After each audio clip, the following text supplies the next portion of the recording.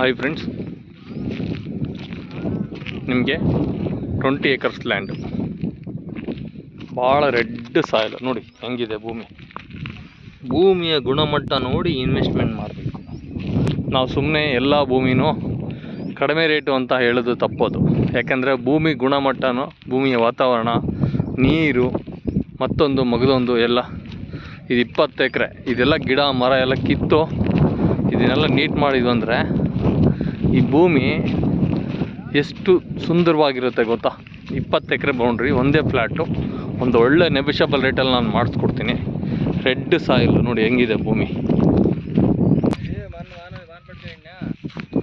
25 ಎಕರೆ ಒಂದೇ flat, red soil.